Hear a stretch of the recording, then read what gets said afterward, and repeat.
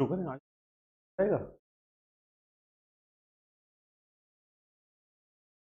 Okay बच्चों, time हो गया मेरे ख्याल से क्लास शुरू किया जाए। आज बेटा हम लोग आईसी इंजन का थर्ड डिस्कशन शुरू कर रहे हैं। इसमें आज हम लोग क्लास असाइनमेंट 2 इसका नाम दिया है। इसमें हम लोग लेक्चर 7 से लेक्चर 16 तक के क्लास असाइनमेंट के प्रॉब्लम्स को डिस्कस करने जा रहे हैं। अब बेटा कुल मिला के मेरे ख्याल से 61 क्वेश्चंस हैं तो हमें डिस्कस करना है और हमारे पास 1 घंटे का टाइम है। तो आप मान सकते हैं लगभग 1 मिनट जो है हर क्वेश्चन के लिए हमारे पास है। तो बेटा अगर हम पीछे की तरह हर बार आपसे पूछेंगे इसका उत्तर बताओ, बहुत ज़्यादा समय वेस्ट होगा। आज हम एक तरीका ये अपनाएंगे कि हमने 2 कलर कोडिंग कर रखी है।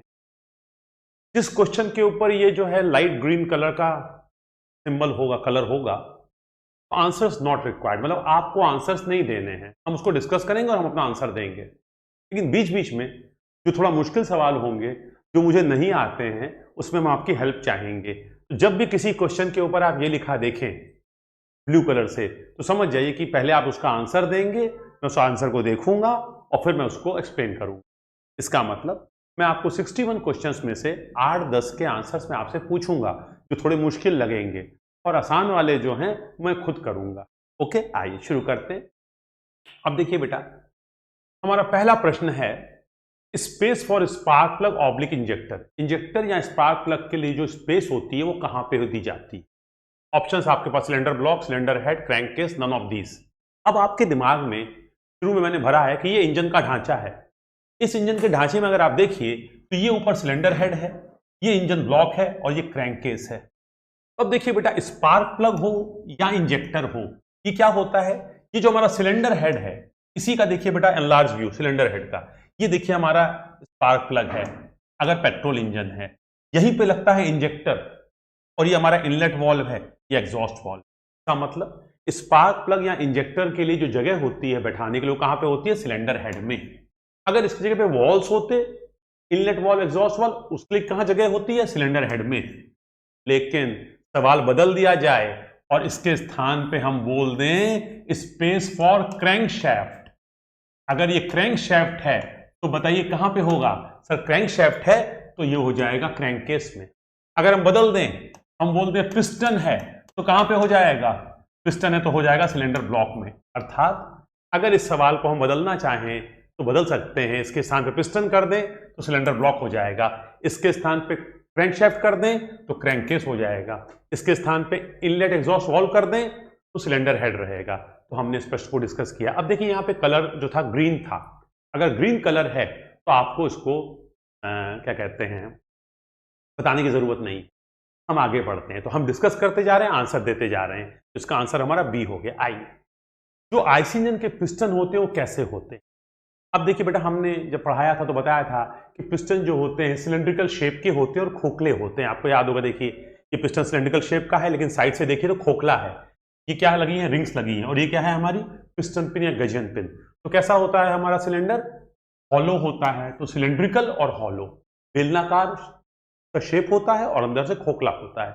इसको हम हल्के से हल्का बनाते हैं ताकि जब हमारे पास प्रेशर लगे कंबशन गैसेस का और फोर्स डेवलप हो, उसकी वजह से पिस्टन तेजी से नीचे आए। पिस्टन जितनी तेजी से नीचे आएगा उतनी ज्यादा आरपीएम से नाचेगा, और जितने ज्यादा आरपीएम से नाचेगा तो उसी बल से ज्यादा ताकत पैदा करेगा। जब थर्ड चैप्टर पे पहुंचेंगे हम लोग तो इस बात को आप और अच्छी तरह समझेंगे। तो piston should be as light as possible, जितना हल्का हो सके। तो आंसर हो गया सिलेंड्रिकल एंड हॉलो। आइए आगे बढ़ते हैं। Purpose of piston rings. Piston ring क्या होती है बेटा? हमने देखा था, ये है हमारा पिस्टन। ऊपर की जो 2 रिंग होती है इनको बोलते हैं कंप्रेशन रिंग, और नीचे की जो रिंग होती है उसको बोलते हैं ऑयल रिंग। अब ये 2 रिंग, ये ऊपर वाली कंप्रेशन रिंग है, क्या करती है? ऊपर से कंबशन गैस नीचे ना निकल जाए, या कंप्रेशन को मेंटेन करती है। To maintain the compression. कौन सी रिंग करती है दोनों मेंटेन कंप्रेशन? ये वाला। और ये जो नीचे की रिंग होती है, ये सेट होता है। ये पूरा जो सेट है जिसको हमने यहां सिंगल से दिखाया है, ये ऑयल रिंग। ये करती है, ये करती है ऑयल सप्लाई करती है दीवारों पे, ताकि लुब्रिकेशन करती है, ताकि घर्षण को रिड्यूस कर पाए। और ये तीनों ही जो हमारी कंप्रेशन रिंग है और ऑयल रिंग है, ये तीनों ही क्या करती हैं, सिलेंडर में उत्पन्न हुई हीट को सिलेंडर की दीवार पे और फिर दीवार से पंखड़ी के सहारे या वाटर जैकेट के सहारे एटमॉस्फेयर में डिसिपेट करती हैं, निस्तारित करती हैं। तो तीसरा फंक्शन भी है। इसका मतलब आंसर यहां पे क्या हो जाएगा, तीनों। तो 1 2 3, इसका आंसर हम क्या दे रहे हैं, सी। तो हम लोगों ने 3 सवाल डिस्कस कर लिए। आगे चलते हैं थोड़ा सा। In IC engine reciprocating motion is converted into rotary motion. IC engine में बेटा ये जो पिस्टन होता है, इसके रेसिप्रोकेटिंग मोशन को हम करते क्या है, क्रैंकशैफ्ट के रोटरी मोशन में कन्वर्ट करते हैं। लेकिन ये करता कौन है, ये काम कौन करता है, पिस्टन के रेसिप्रोकेटिंग मोशन को क्रैंकशैफ्ट का रोटरी मोशन कौन बनाता है, कनेक्टिंग रॉड। ये हमारी जो बीच में है कनेक्टिंग रॉड, इसी को आप बोलते हैं कनेक्टिंग रॉड। कनेक्टिंग रॉड क्या करती है, पिस्टन के रेसिप्रोकेटिंग मोशन को क्रैंकशैफ्ट के रोटरी मोशन में कन्वर्ट करती है। आइए थोड़ा सा आगे चलते हैं। चौथे का आंसर है डी, गजियन पिन। अब देखिए, gudgeon pin is used to connect. Gudgeon pin किसको जोड़ती है, जरा स्पीकर को देखिए। ये हमारा है गजियन पिन, ये हमारी है गजियन पिन। इसको हम बोलते हैं गजियन पिन बोलें, रिस्ट पिन बोलें, या कभी कभी हम लोग इसको पिस्टन पिन भी बोलते हैं।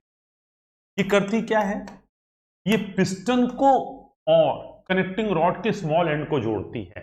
तो गजियन पिन क्या करती है, small end of connecting rod and crank को जोड़ती है, नहीं sir. Small end of connecting rod and piston को जोड़ती है, यस सर। इसका मतलब पांचवे का आंसर क्या हो गया, डी। अब देखिए थोड़ा सा कंफ्यूजन हो सकता था ए और डी में। ए में कह रहा है small end of connecting rod and crank, ये वाला ये चीज कहलाती है क्रैंक। तो यहां पे जो एंड होता है वो स्मॉल एंड नहीं होता, बिग एंड होता है। और जो पिन जोड़ी जाती है, जहां पिन लगाई जाती है, वो क्रैंक पिन कहलाती है। गजियन पिन पूछ रहा है, मतलब इसकी बात कर रहा है। तो आंसर क्या हो जाएगा बेटा यहाँ पे, डी। आइए छठा सवाल देखते हैं बेटा। Connecting rod is usually made of. अब बेटा देखिए, कनेक्टिंग रॉड का जो क्रॉस सेक्शन होता है वो क्या होता है, ये पूछ रहा है। स्क्वायर सेक्शन होता है, हाँ सर बनती थी पहले। सर्कुलर सेक्शन बनती थी, यस सर बनती थी। लेकिन जो हाई परफॉर्मेंस इंजन या जो ज्यादा शक्ति वाले इंजन जब से बनने लगे, हाई आरपीएम पे चलते हैं, ज्यादा शक्ति पैदा करते हैं, तब से जो पॉपुलर हो गया है एच या आई सेक्शन। लेकिन अगर एच और आई अलग अलग होता तो हम लेते आई सेक्शन। तो कनेक्टिंग रॉड का जो क्रॉस सेक्शन होता है वो आई होता है। अगर यहां से काट दिया जाए तो ऊपर से आप देख रहे हैं क्या दिखाई दे रहा है आपको, आई। तो कनेक्टिंग रॉड का क्रॉस सेक्शन क्या होता है, आई। जब डिजाइन पढ़ेंगे तो आई सेक्शन क्यों होता है इसके बारे में भी वहां खुलासा होता है। तो हम लोग 6 प्रश्न तक सॉल्व कर चुके हैं। इसी तरह से हम लोग धीरे धीरे आगे बढ़ेंगे। जब आपको इस तरह कलर दिखाई देगा तो इसका मतलब कि आपसे आंसर नहीं मांगा जा रहा है, लेकिन घबराइए मत, आने वाला है। जैसे ही आपको यहाँ ब्लू कलर मिलेगा आपको यहाँ पे आंसर देना है। तब तक आप चैटिंग में अभी नहीं आएंगे, लेकिन उसके आते ही आप चैटिंग में आ जाइएगा और आंसर दीजिएगा। आइए क्वेश्चन नंबर 7 क्या है, process necessary to complete working cycle of any IC engine. किसी भी आईसी इंजन के क्रिया चक्र को पूरा करने के लिए किन प्रक्रमों की जरूरत पड़ती है।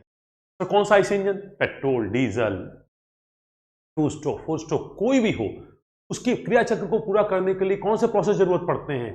सक्शन पड़ता है, यस सर। कंप्रेशन पड़ता है जरूरत, यस सर। पावर होता है, यस सर, पावर या एक्सपेंशन। एग्जॉस्ट होता है, यस सर। मतलब किसी भी इंजन, किसी भी आईसी इंजन के क्रिया चक्र को पूरा करने के लिए इन चारों प्रक्रमों की जरूरत पड़ती है। और मजेदार बात क्या है, इसी क्रम में सबसे पहले क्या होगा, सक्शन, फिर क्या होगा, कंप्रेशन, फिर क्या होगा, पावर, और फिर क्या होगा, एग्जॉस्ट। तो हमें चारों प्रोसेस की जरूरत पड़ती है। तो आंसर हो जाएगा डी, और इसी क्रम में पड़ती है। और हम लोगों ने ये भी देखा था, सक्शन के दौरान पावर मिलती नहीं है, खर्च होती है।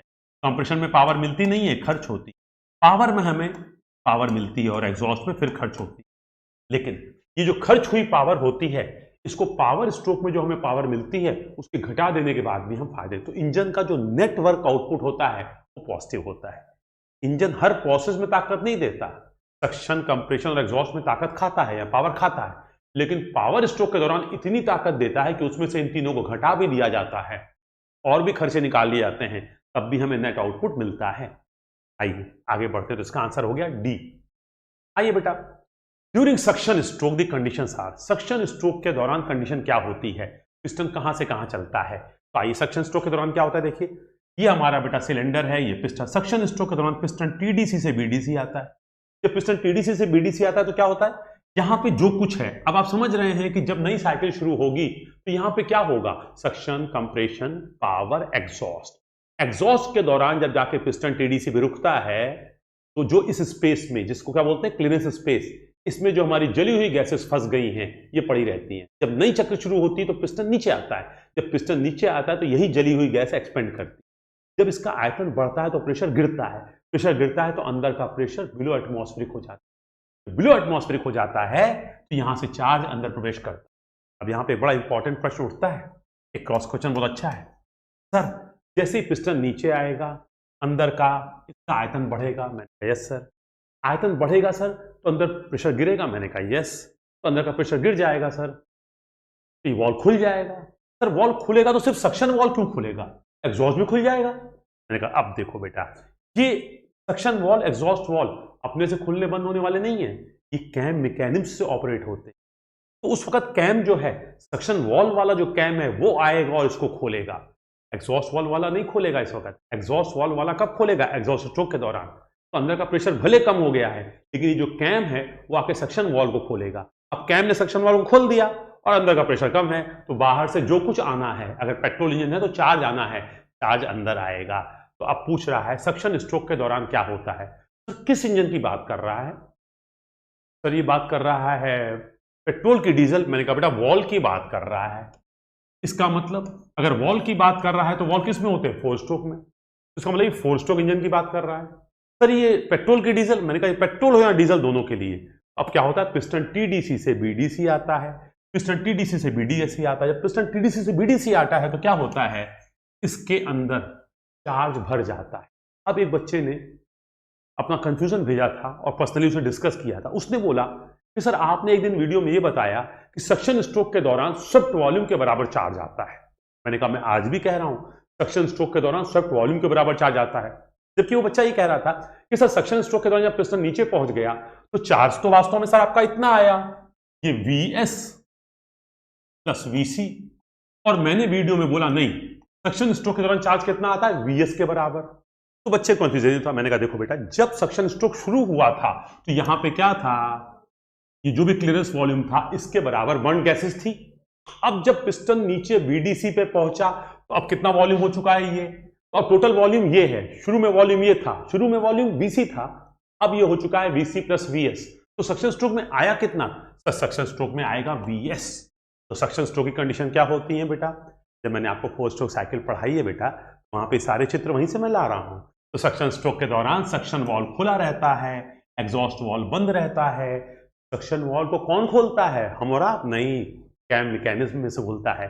जो कैम शेप के ऊपर सक्शन वाली कैम होती है वो खोलती है और पिस्टन टीडीसी से बीडीसी आता है। अब मैच करिए, पिस्टन टीडीसी से बीडीसी आ रहा है, यस सर। सक्शन वॉल खुला है, yes sir. Exhaust valve close है, यस सर। आंसर क्या हो जाएगा, डी। अब मैंने यहां पे बेटा एक दो नई बातें आपको बताने की कोशिश की। आए थोड़ा सा आगे चलते हैं। अब देखिए बेटा, अभी तक आपको चैटिंग की अनुमति नहीं थी, मैंने आपसे कोई आंसर पूछा भी नहीं, इसलिए नहीं पूछा कि आसान था। अब जब मुश्किल सवाल आ रहा है तो अब आप आंसर देने को तैयार हो जाइए। आइए बेटा, 9th का आपको आंसर देना है। अब आप लोग प्लीज चैटिंग में आके अपना आंसर दें। 9th क्वेश्चन जब भी इस कलर का आएगा, ब्लू कलर का, आपको आंसर देना है। प्लीज आंसर दीजिए, शुरू कीजिए आंसर देना बेटा। ठीक है, आंसर दें। वेरी गुड, दीजिए दीजिए, फटाफट आंसर दीजिए, सब लोग आंसर दीजिए तो फिर हम लोग आगे डिस्कस करें इसको।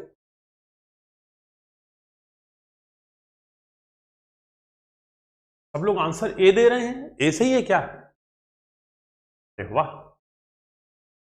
अरे एक आध तो बेटा बी सी डी भी दे दो, सब ए दे दोगे तो फिर तो बहुत आसान सवाल हो गया। सब आंसर ए दे रहे हैं, बिल्कुल सही दे रहे हैं बेटा आप लोग आंसर, इसका ए होगा। ये कह रहा है 4 स्ट्रोक पेट्रोल इंजन कंप्लीट होता है। देखो बेटा, 4 स्ट्रोक पेट्रोल इंजन हो या यहां लिख देता है डीजल इंजन हो, आंसर में कोई फर्क नहीं पड़ता। 4 स्ट्रोक पेट्रोल इंजन हो या 4 स्ट्रोक डीजल इंजन हो या बोला जाए 4 स्ट्रोक साइकिल हो, तो क्या होगा, 4 स्ट्रोक इंजन या 4 स्ट्रोक साइकिल क्या होती है, इसका क्रिया चक्र 4 स्ट्रोक ऑफ द पिस्टन, तो 4 स्ट्रोक ऑफ द पिस्टन या 2 रिवोल्यूशन ऑफ क्रैंकशैफ्ट। यहां पे क्रैंकशैफ्ट की बात हो रही, 4 रिवोल्यूशन नहीं sir, 2 revolution. 720 degree of crank rotation, 720 degree of crank rotation. क्या हुआ, 1 और 3 सही है, और 1 और 3 सही है, मतलब आंसर ए। देखिए इतना मुश्किल सवाल था, आप लोगों ने मेरा आसान कर दिया। तो हमें हेल्प देने के लिए थैंक यू है। तो अब इसके बाद फिर चैटिंग पे नहीं करेंगे, अब जिन्होंने आंसर दे दिया अब आराम करिए थोड़ी देर, अब हम फिर क्वेश्चन डिस्कस करेंगे, लेकिन घबराइए मत। अब की बात इतना आसान सवाल हम आपको नहीं देंगे, है ना। तो इस टाइम पे तो अब आप समझ रहे हैं कि हम लोग के डिस्कशन में हम लोग क्या करेंगे। जब भी थोड़ा सा मुझे पानी की जरूरत पड़ रही, गला फंस रहा है। नहीं नहीं है, मेरे पास पानी है, पानी की जरूरत है बेटा। इस वक्त तो बेटा गले में कुछ भी होगा,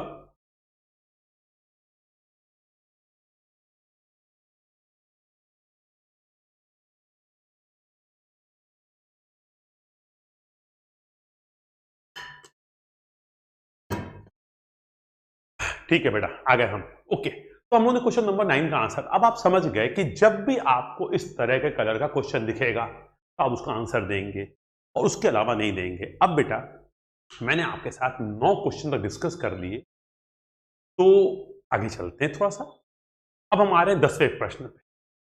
10वां प्रश्न है, इन a 4 stroke cycle petrol engine the pressure inside the engine cylinder during suction stroke, कह रहा है 4 स्ट्रोक पेट्रोल इंजन में सक्शन स्ट्रोक के दौरान जो अंदर प्रेशर होता है वो वायुमंडलीय दाब के तुलना में क्या होता है।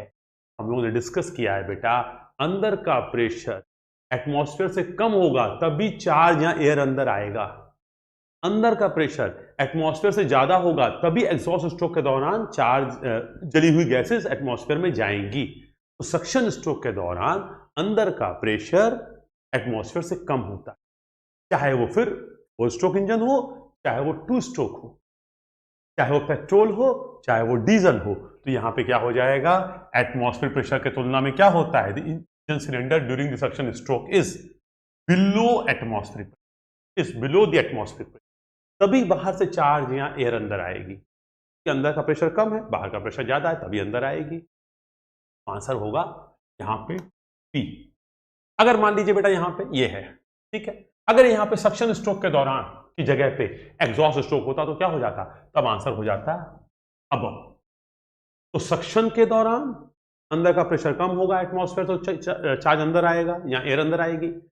बट एग्जॉस्ट स्ट्रोक के दौरान अंदर का प्रेशर एटमॉस्फेयर से ज्यादा होगा, तभी हम इसको एटमॉस्फेयर में देख पाएंगे। तो अगर इस सवाल को परिवर्तित करके सक्शन के स्थान पे अगर हम कर दें एग्जॉस्ट स्ट्रोक, तो आंसर बी की जगह हो जाएगा सी। इतनी बात आप समझिए। तो कभी भी टेस्ट होगा तो सवालों को बस ऐसे ट्विस्ट कर देंगे तो आंसर हल्का सा चेंज हो जाएगा। आइए, in order to mix air and petrol in the required proportion, जरूरत का जो अनुपात होता है बेटा, पेट्रोल और एयर को हम लोग ऐसे नहीं मिला देते, थोड़ा सा पेट्रोल थोड़ा सा एयर, एक निश्चित अनुपात होता है। क्या अनुपात होता है, थोड़ा सा जानना शुरू करिए। जब हम लोग पेट्रोल और एयर को मिलाते हैं, पेट्रोल और एयर को मिलाते हैं तो जानते हैं क्या होता है, आगे चले देखेंगे। हम लोग 15 टाइम्स एयर लेते हैं और 1 टाइम पेट्रोल लेते हैं, मतलब जो रेशियो होता है वो 15:1 होता है। वही कह रहा है कि एयर और पेट्रोल जब मिलाया जाता है तो जो अनुपात होता है सक्शन स्ट्रोक के दौरान चार्ज को देने के लिए, तो हम क्या इस्तेमाल करते हैं। तो हमने देखा है कि इधर से आया पेट्रोल, कितना आया, मान लीजिए 1, इधर से आई एयर, कितनी आई 15, ये कहाँ आके मिक्स बनेंगे, कार्बोरेटर में। कार्बोरेटर में आके इनका सही अनुपात में मिश्रण बनाया जाता है और इस मिश्रण को हम कहते हैं चार्ज, और इस चार्ज को हम लोग सक्शन स्ट्रोक के दौरान इंजन सिलेंडर में सप्लाई करते हैं। तो यही पूछना चाहता है, in order to mix the air and petrol in the required proportion to supply the engine during suction stroke which is employed, sir carburettor का इस्तेमाल कर। और हम लोग जानते हैं कि ये फ्यूल पंप और इंजेक्टर नामक दोनों जो इक्विपमेंट हैं ये किस में लगते हैं, डीजल इंजन में लगते हैं। तो इसका आंसर क्या हो गया बेटा, डी कार्बोरेटर। अब आइए, the purpose of flywheel in an IC, IC engine में फ्लाईव्हील क्या काम करता है। तो देखिए बेटा मैंने आपको बताया है कि फ्लाईव्हील का काम क्या है। अब देखिए, अगर आपको याद हो, कोई भी हीट इंजन है, हीट इंजन 2 प्रकार के होते हैं, आईसी इंजन, ईसी। फिर उसके अंदर होते हैं रोटरी और reciprocating. Steam turbine heat engine है, yes sir. Gas turbine heat engine है, यस सर। लेकिन कैसे हैं ये दोनों, ये दोनों ही हैं रोटरी टाइप के। और जो रोटरी टाइप के हीट इंजन होते हैं बेटा, वो हमें कंटिन्यूस पावर देते हैं, रुक रुक के पावर नहीं देते। लेकिन ये जो हमारा है स्टीम इंजन, भाप वाला इंजन, और ये हमारा IC engine, 4 stroke, 2 stroke, petrol, diesel, तो तुम ऐसा इंजन, सीआई इंजन बोलते हो, ये सारे क्या हैं, ये हैं रेसिप्रोकेटिंग। तो जो रेसिप्रोकेटिंग इंजन होते हैं कंटिन्यूअस पावर नहीं देते। जब ये कंटिन्यूअस पावर नहीं देते हैं, रुक रुक के पावर देते हैं, 2 चक्कर में आधा चक्कर पावर देते हैं, 4 स्ट्रोक में से 1 स्ट्रोक में पावर देते हैं, या 1 चक्कर में आधा चक्कर पावर देते हैं, तो अब वो 2 स्ट्रोक हो या 4 स्ट्रोक हो, लेकिन ये रुक रुक के पावर देते हैं। जहां पे भी पावर रुक रुक के मिलती है वहां फ्लाईव्हील की जरूरत होती है। इसका मतलब इस वाले हिस्से में फ्लाईव्हील लगेगी, इधर फ्लाईव्हील नहीं लगेगी। अब पूछ रहा है फ्लाईव्हील का पर्पस क्या है, फ्लाईव्हील का लगाने का उद्देश्य क्या है आईसी इंजन में? To increase the power capacity? जी नहीं, फ्लाईव्हील इसलिए लगाते कि पावर कैपेसिटी बढ़े। आगे चल के देखेंगे इंजन की पावर कैपेसिटी को बढ़ाने के लिए हम करते हैं सुपर चार्जिंग। बहरहाल फ्लाईव्हील पावर नहीं बढ़ाती। To reduce the vibration in the engine? हाँ, फ्लाईव्हील अगर लगी रहेगी तो इंजन में झटके थोड़े कम आएंगे, तो अगर और कोई उत्तर ना हो तो ये उत्तर माना जा सकता है आगे चल के, लेकिन यहां हमें 4 में से एक ही उत्तर लेना है। To regulate the fuel supply? Fuel supply का मतलब जो ईंधन आ रहा है वो कंटिन्यूस आए। देखो भाई, ईंधन सही सलामत आए, इसके लिए फ्यूल सप्लाई सिस्टम होता है। अगर डीजल इंजन है तो उसके लिए फ्यूल पंप और इंजेक्टर जिम्मेदार है, और पेट्रोल इंजन है तो उसके लिए कार्बोरेटर जिम्मेदार है। फ्लाईव्हील कहीं भी फ्यूल सप्लाई को कंट्रोल नहीं करता, तो इसका मतलब ये भी बिल्कुल नहीं होगा। अब to keep the output power constant at the crankshaft? Crankshaft पे जो आउटपुट पावर है वो कांस्टेंट। अगर फ्लाईव्हील नहीं है तो क्या होगा? पावर स्ट्रोक के दौरान पावर मिलेगी, क्रैंकशैफ्ट नाच जाएगा, क्योंकि सक्शन, कंप्रेशन और एग्जॉस्ट के दौरान पावर तो मिलेगी नहीं। क्या होगा? जो भी एनर्जी है वो उसमें चली जाएगी। इसका मतलब अगर आप चाहते हैं पावर आउटपुट कांस्टेंट रहे, आप इस क्रैंकशैफ्ट के ऊपर एक हाई इनर्शिया की, ज्यादा इनर्शिया का चक्का बांध दीजिए, ताकि पावर आउटपुट जब मिले पावर स्ट्रोक के दौरान तो इस फ्लाईव्हील के इनर्शिया के कारण ये क्रैंकशैफ्ट नाच पड़े, और ये नाचता रहे।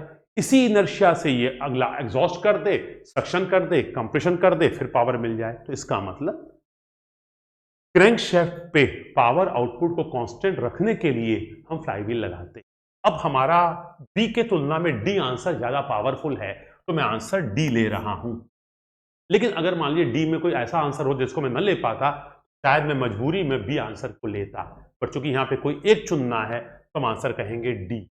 Answer is D. अगर इसमें से पूछे क्या क्या सही है फ्लाईव्हील के संदर्भ में, तो फ्लाईव्हील अगर लगी है तो वाइब्रेशंस को भी रिड्यूस कर। आगे चलते हैं बेटा हम लोग थोड़ा सा 12वां के बाद 13वें पे। अब देखिए बेटा, ये थोड़ा सा एक अच्छा सवाल है, हालांकि यहां मैंने ब्लू मार्क नहीं किया है कि मैं चाहता हूं कि आप लोग आंसर बताइए, तो प्लीज मैं चाहता हूं आप लोग 13वें का आंसर बताइए। मैंने ब्लू मार्क नहीं किया, मुझसे मिस हो गया, कि 13वें का आंसर आप लोग बताइए प्लीज। 13वें का आंसर बताएं बच्चे, शुरू करें बेटा, आंसर दीजिए 13वें का। जो बच्चे देख रहे हैं, जो बच्चे डिस्कशन में हैं, वो लोग 13वें का आंसर दें।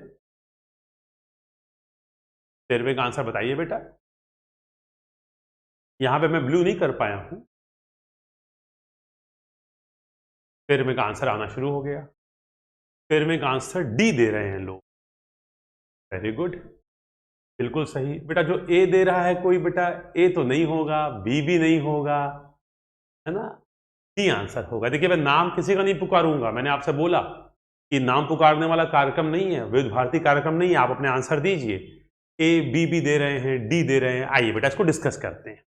मेरे हिसाब से आंसर होगा D, all of the above. अब देखिए, while two wheeler drives are started by kicking. देखिए बेटा, ये उस जमाने की बात है जब 2 पहिया जितनी भी गाड़ियां होती थी किक से स्टार्ट होती थी। आजकल तो 2 पहिया वाली गाड़ियां सेल्फ से स्टार्ट होती।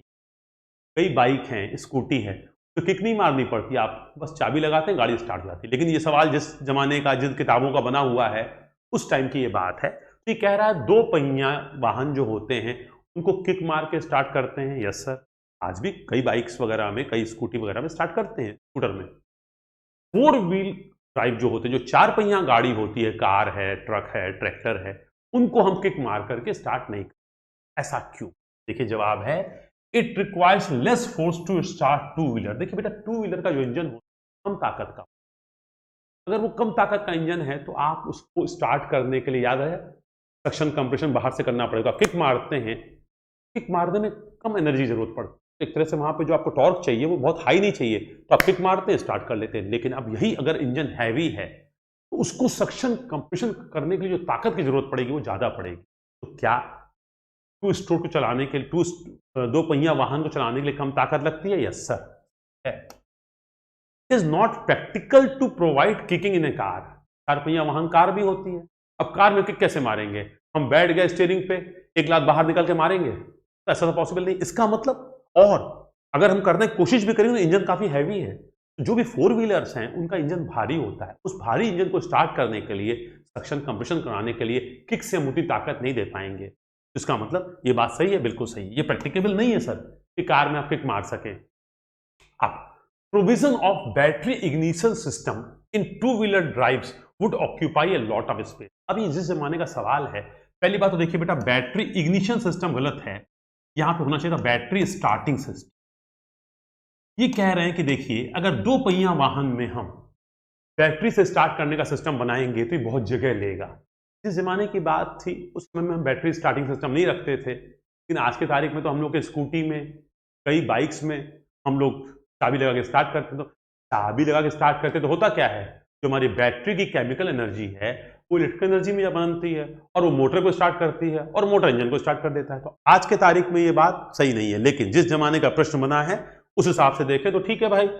अगर हम दो पहिया वाहन में बैटरी सिस्टम लगाएंगे तो बहुत सारी जगह लग जाएगी, वो हमारा बाइक थोड़ा सा भारी हो जाएगी और महंगी भी हो जाएगी। तो क्या ये कारण है? यस, इसको मान सकते हैं। लेकिन मैंने बताया, तो इसका मतलब ऊपर के सभी सही हैं, ABC, तो all of the above reason होगा, तो आंसर विल बी डी। तो यहां तक हम लोग कर पाए, तो हम लोग पहुंच चुके हैं बेटा 13वें सवाल तक। आगे बढ़ते हैं।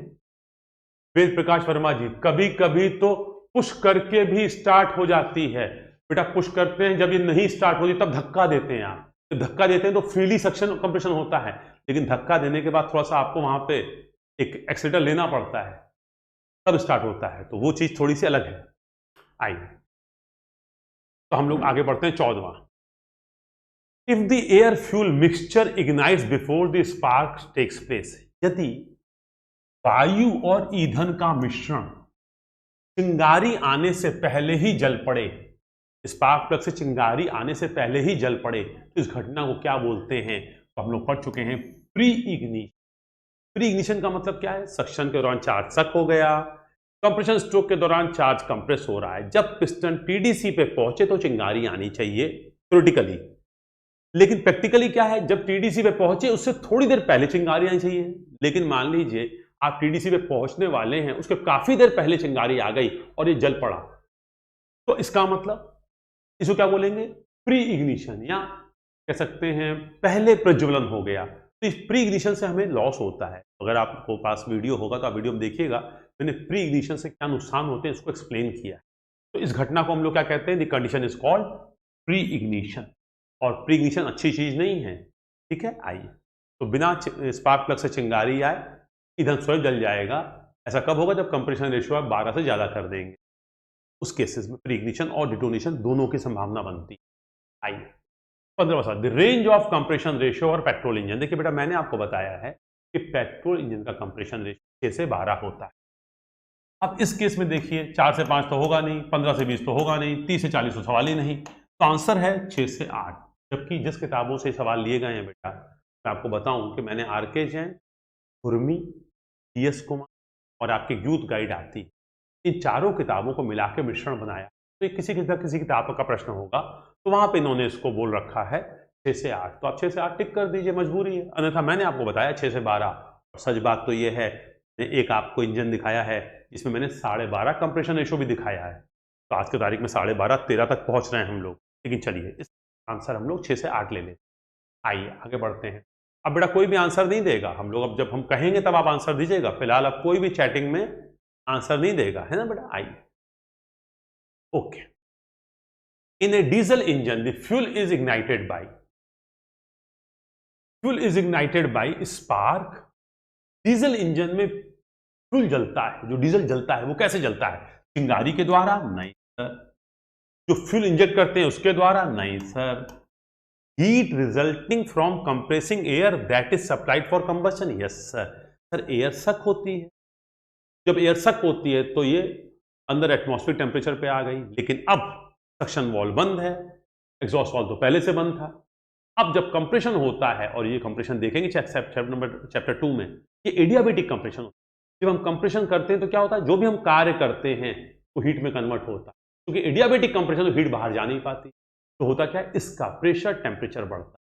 और हम डीजल इंजन में कंप्रेशन कैसे करते हैं, कम से कम 16 कंप्रेशन रेशियो, 20, 22, 24 तक। तो कंप्रेशन जब ज्यादा करते हैं तो अंदर एयर का टेम्परेचर बढ़ के पहुंचता है 450 डिग्री सेंटीग्रेड, और डीजल का प्रज्वलन तापमान या इग्निशन टेम्परेचर 210, 220 होता है।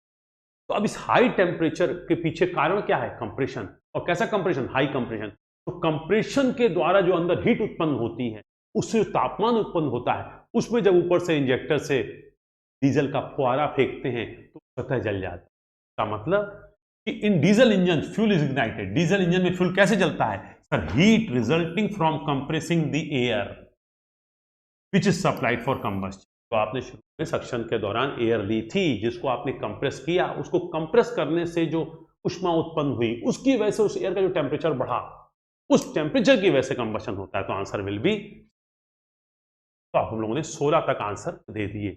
अब बेटा 17वें पे चलते हैं। ये मैंने दिखाया बेटा, यही चीज है, एयर सक होगी और ये चलेगी। अब बेटा 17वां सवाल मैं नहीं करूंगा, ये आपको करना है, आप लोगों को इसका आंसर देना है। देखिए यहाँ पे ब्लू कलर है, इसको आंसर दीजिए। चलिए, जब आपको आंसर देना है शुरू करिए।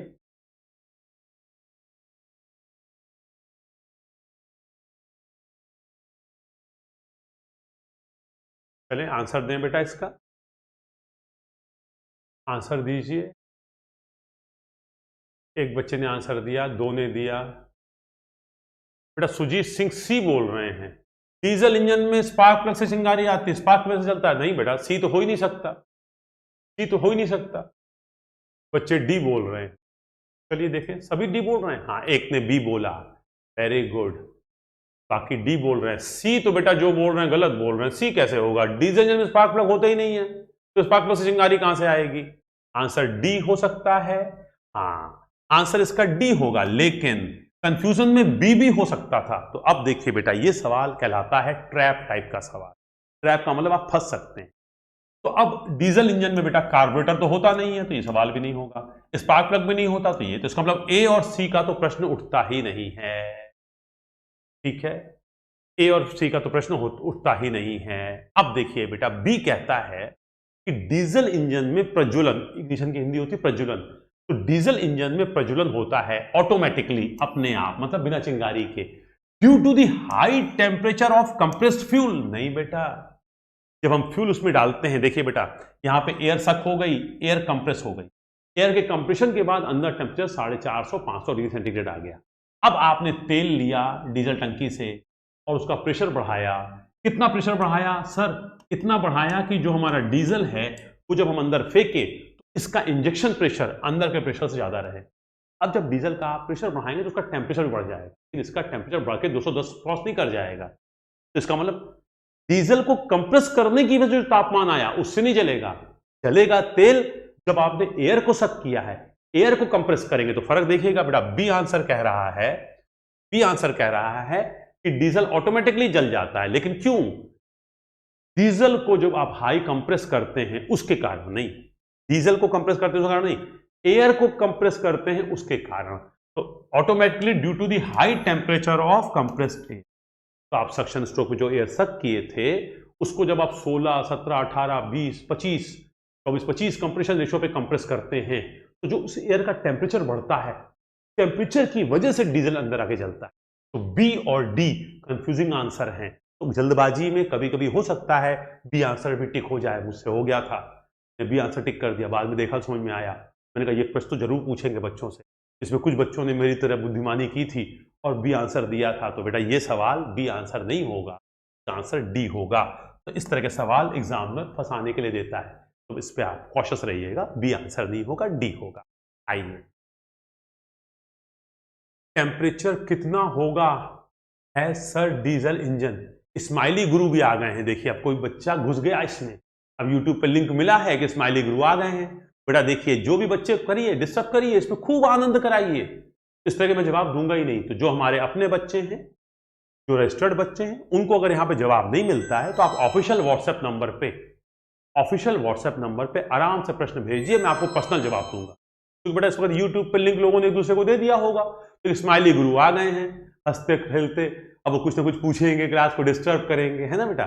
चलिए, तो उसके लिए कोई दिक्कत नहीं है ना। मुस्कुत राजपूत भी आ गए हैं, अभी सब बच्चे हमारे ही स्टूडेंट हैं कि नहीं पता नहीं, बहरहाल तो इस तरह का कोई जवाब नहीं देंगे। सर डीजल और एयर का कितना रेशो कितना होगा? बेटा जो भी बच्चा ये है मुस्कुत राजपूत, चैप्टर नंबर 4 का इंतजार करें, उसमें इसका आंसर मिलेगा। अगर आप हमारे रजिस्टर्ड स्टूडेंट हैं तो आप ग्रुप पे, हमारा जो ऑफिशियल मैसेज है, ग्रुप तो हमने बनाया नहीं है, ऑफिशियल व्हाट्सएप पे आप प्रश्न पूछिए, मैं आपको जवाब दूंगा। तो कुछ बच्चे इस तरह के इसमें एंट्री पा गए हैं, तो उसकी वजह से डिस्टर्बेंस होता है, तो इसीलिए हम लोग नहीं चाह रहे हैं बेटा इस तरह के लाइव क्लासेस में ये बच्चे आए। लेकिन जिन भी बच्चों ने इनको बुलाया है, आप ही के मित्र लोग हैं, आप झेलिए उनको, आप लोग, मैं तो इनको पसंद नहीं करता ऐसे लोगों को। बहरहाल चलिए। स्माइली गुरु, सर मैं कोचिंग का ही हूं स्टूडेंट। आप कोई कोचिंग के स्टूडेंट हो बेटा तो आप व्हाट्सएप पे पूछ लेना ग्रुप में, सॉरी मैसेज करके, और अगर कोचिंग के हो तो अपना रोल नंबर बता दो, तो हम तुम्हें तुरंत आंसर बता देते हैं। अपना रोल नंबर बता दो स्माइली गुरु। स्माइली गुरु नाम में कोई बच्चा हमारे यहाँ एडमिशन नहीं लिया है, अगर आप स्माइली गुरु हैं तो हम नहीं बता पाएंगे आपको। अपना रोल नंबर और नाम बता के एंट्री करिए, और इस तरह के प्रश्न में हम डिस्कशन कर रहे हैं, आपके पर्सनल प्रॉब्लम के लिए बेटा आप व्हाट्सएप पे करो, हम आपको पर्सनल समझाएंगे, ठीक है। चलिए, हमें 61 क्वेश्चंस को आज कंप्लीट करना है। ओके, स्माइली गुरु जो भी बच्चा है अपनी आइडेंटिटी को डिस्क्लोज करें, और ऑफिशियल व्हाट्सएप नंबर पे आप अपना प्रश्न पूछिए, मैं आपके सारे प्रश्न का आंसर पर्सनली फोन कॉल से समझाऊंगा। क्लियर? चले, ओके। वैभव मोनू डीडी A132, संजय गुरु, बेटा देखिए स्माइली गुरु A132 जो भी बच्चा है, इस तरह से इस डिस्कशन को आप डिस्टर्ब नहीं कर सकते।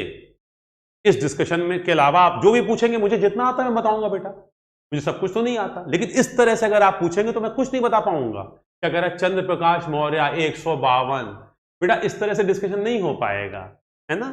आपके जो प्रश्न है आप व्हाट्सएप पे, ऑफिशियल व्हाट्सएप नंबर पे आप लिखिए, मैं पर्सनली आपको 10-10 मिनट देकर मैं समझा रहा हूं।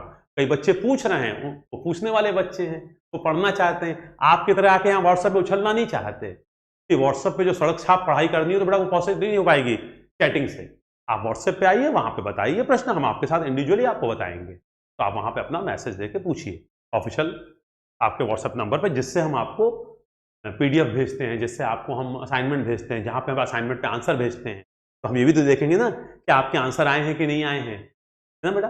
जरा एक काम करिएगा सूरज जी, अपनी वो वाली इनके बच्चों के नंबर नोट करते चलिए, कि मालूम चले कि ये जो आंसर भेजते भी हैं कि सिर्फ पूछने वाले बच्चे हैं। आइए, तो बेटा 17 तक हो गया, तो मुस्कुत राजपूत जी, स्माइली गुरु जी, सारे बच्चे आराम से पूछिए, हम आपको जितना आता है बता पाएंगे। आइए बेटा हम लोग आगे चलते हैं। The fuel in diesel engine is normally injected at, बेटा देखिए हम लोगों ने एक बात की थी, अगर आपको थ्योरी याद हो, कि सक्शन और कंप्रेशन। मान लीजिए कंप्रेशन स्ट्रोक के दौरान आपने जो एयर थी उसको कंप्रेस किया, और कंप्रेशन के अंत में अंदर का प्रेशर यहां का मान लीजिए 80 बार है। अगर मान लीजिए अंदर का प्रेशर 80 बार है, अगर मान लीजिए आपने कंप्रेशन रेशियो 20 रखा है तो 80 बार है, लेकिन कंप्रेशन रेशियो 22 रखेंगे तो क्या होगा, अंदर का प्रेशर हो सकता है 90 बार हो। तो बेटा अंदर का जो भी प्रेशर होगा एयर का, वो इस बात पे निर्भर करेगा कि उस डीजल इंजन का कंप्रेशन रेशियो कितना है। सपोज कीजिए उसका कंप्रेशन रेशियो 20 था, और 20 कंप्रेशन रेशियो पे आपने कंप्रेस किया, तो अंदर का एयर का प्रेशर हो चुका है 80 बार। अब जब आप डीजल फेंकना चाहते हैं, तो मानी बात है अंदर डीजल को आप कैसे फेंकना चाहते हैं, फुहार के रूप में। लेकिन अंदर डीजल कब जाएगा, जब डीजल का प्रेशर, कौन सा प्रेशर, इंजेक्शन प्रेशर, इसका इंजेक्शन प्रेशर क्या होगा, अंदर जो कंप्रेशन के फलस्वरूप प्रेशर आया है उससे ज्यादा होगा। इसका मतलब एयर को कंप्रेस करने से अंदर जो प्रेशर डेवलप हुआ है, जब उससे ज्यादा प्रेशर होगा तभी डीजल अंदर जाएगा। तो यही पूछा जा रहा है कि fuel in diesel engine is normally injected at, कि सामान्यतः डीजल को डीजल इंजन में किस प्रेशर पे इंजेक्ट करते हैं। अब बेटा ये आर के जैन साहब की किताब का सवाल है, सर आपको कैसे मालूम। मैंने कहा देखो आर के जैन साहब ने ABCDE 5 आंसर दिए हैं, और इन्होंने अभी तक यूनिट कौन सी इस्तेमाल कर रहे हैं, kgf पर सेमी स्क्वायर। यहाँ पे बेटा kg पर सेमी स्क्वायर लिखा है, बट इसका मतलब है kgf पर सेमी स्क्वायर। आप रफली मान सकते हैं 1 kgf पर सेमी स्क्वायर बराबर 1 बार।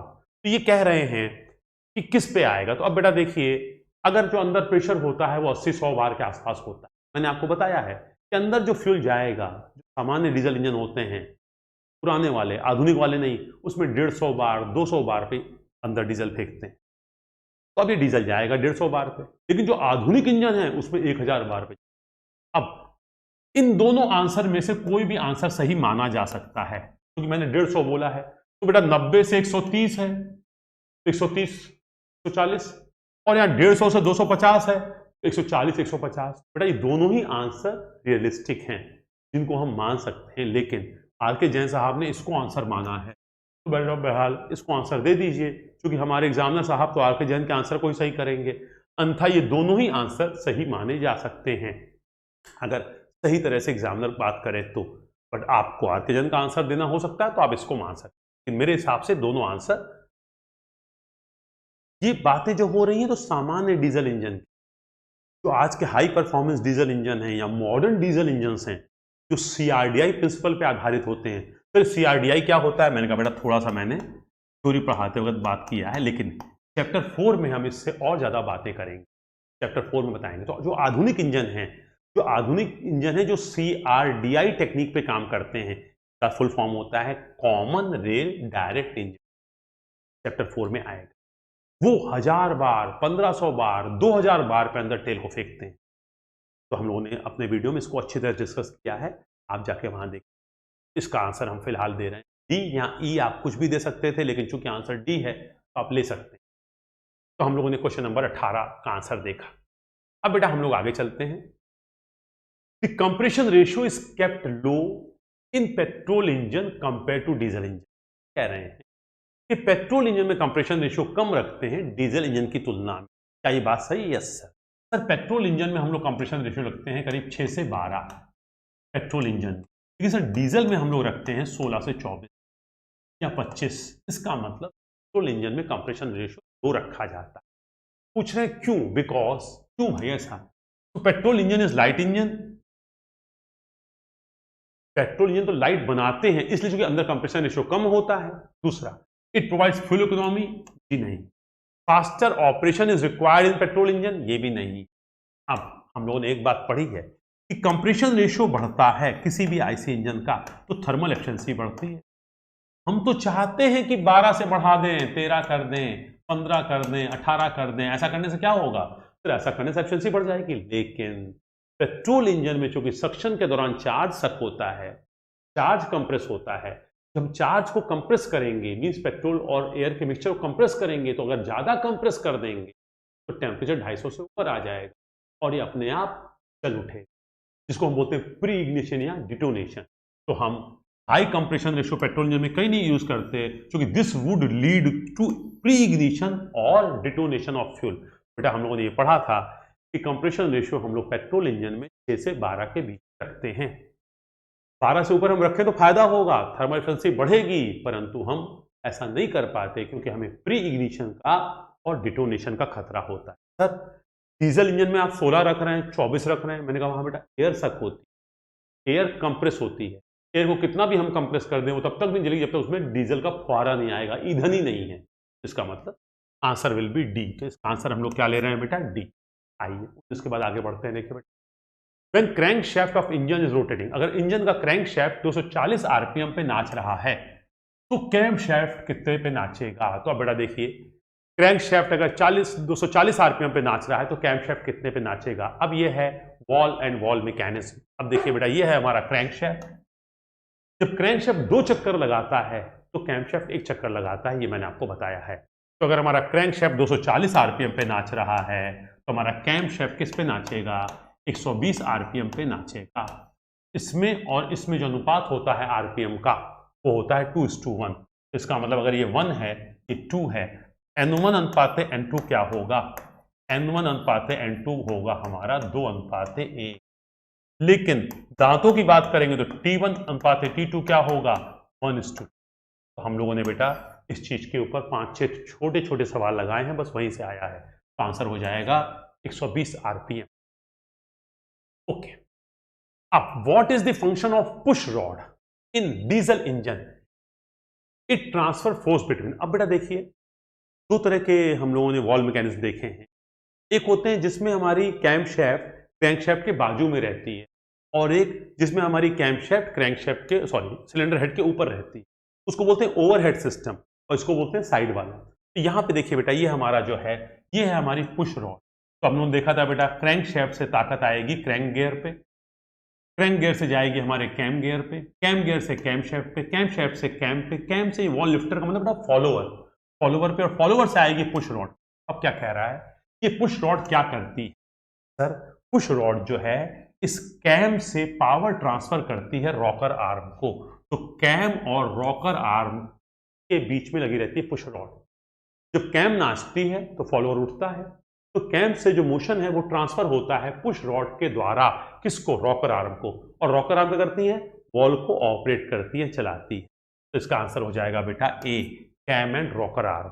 ठीक है बेटा, आई ये हमें आपसे पूछना था, लेकिन आप देख रहे हैं हम लोग का 45 मिनट हो चुका है और 21 सवाल डिस्कस कर पाए हैं।